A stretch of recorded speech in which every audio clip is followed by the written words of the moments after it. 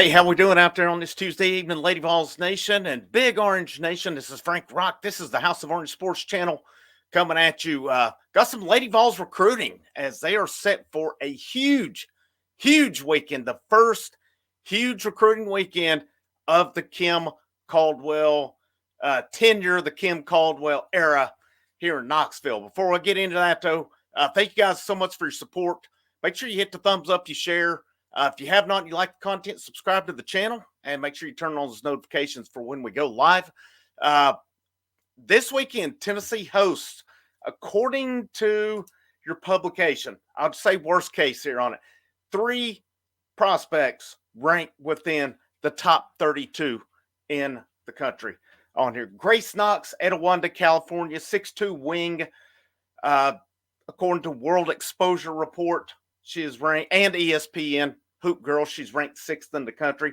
And World Exposure Report did have that out today that these 3 prospects are visiting Knoxville this past week or this coming weekend.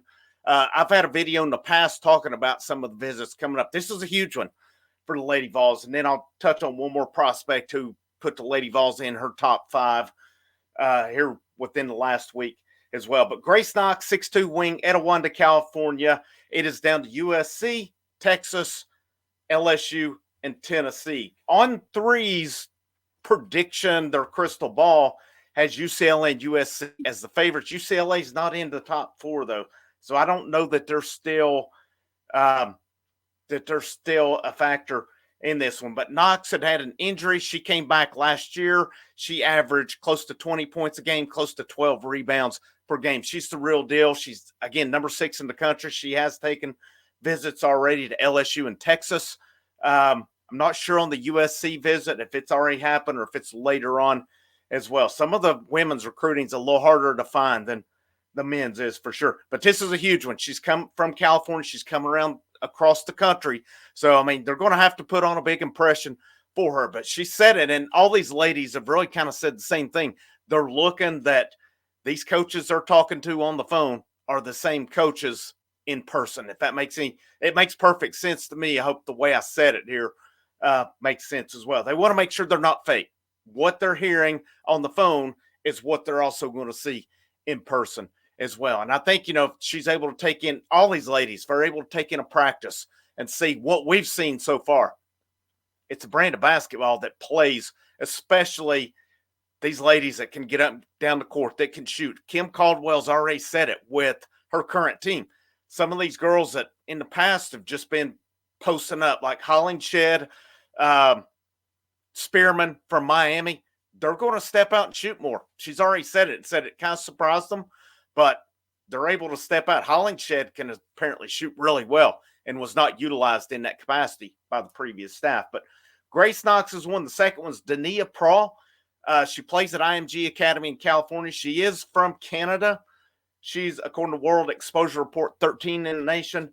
ESPN Hoop Girls has her number 8 in the country. She's cut hers down to a top 8 right now. And according to what I'm saying, she is taking, let's see, I lost my place on her visits. Let me go back because I was looking. The crystal ball has her projected to Miami and Arizona.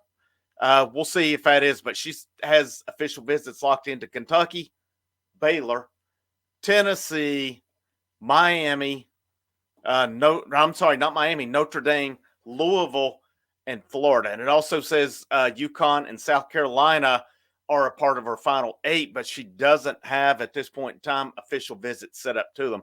And when she goes on to talk about these staffs, she talked about her recruitment's going well. She said the same thing I talked about Grace Knox. She wants to see that, these people she's talking to, they're the same thing in person. She said, I'm paying attention to if everything they said on the phone is backed up. I look forward to seeing the team dynamics and how the coaches are in real life. And she has size, she has versatility, and she can guard numerous positions, which fits perfect into what Kim Caldwell is going to want to do with her. She's going to be very versatile. She talks about defense, being able to get out and run, being able to defend, being able to shoot. And these ladies are playing into it. And then the last one that's visiting this weekend, Jada Civil. World Exposure Report has her number 27. ESPN Hoop Girls has her number 32. And crystal ball I seen on her has it heavily in favor of Central Florida. But what she talks about, she said, I'm looking for playing time. These coaches, she wants to see how the coaches are, just like the other two ladies does. And of course, her style of play. And it says she is one of the more dynamic wings, one of the more dynamic players at that position in the country. And based on her stats last year where she played, she is from Florida as well. Over 14 points per game, over 8 rebounds, 6 assists. This is one of those that looks like she could, on any given night, go for a triple-double, possibly, or get close to it. She fills up the stat sheet. That's perfect for Kim Caldwell. And a couple of interviews I've seen, she talks about how much she loves.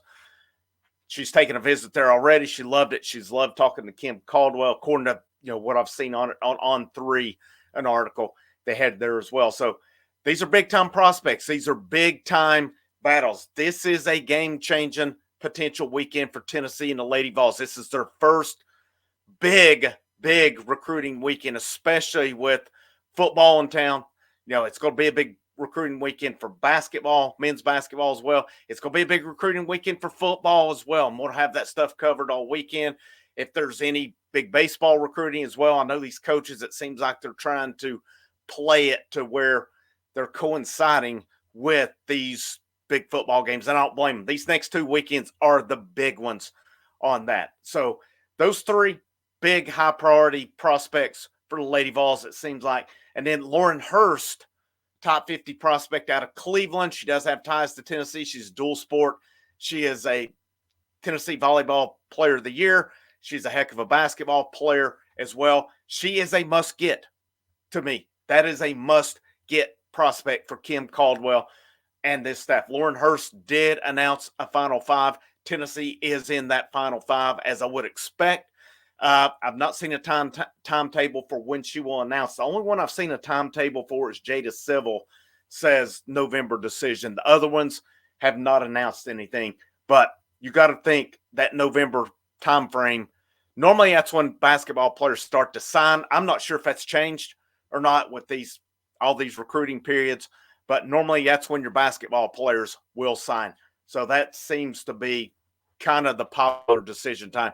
So with this close to it, with your recruiting weekend this weekend, the 12th and the 19th, this is Tennessee's chance to make a late big impression. And I'm hoping these ladies, I'm sure they will, get to see some practice, get to see how this team performs, how this coaching staff interacts. And, the big thing is, and I think they are, just, not only Kim Caldwell, but these assistant coaches as well. I think they're going to see, what they're saying is the real deal.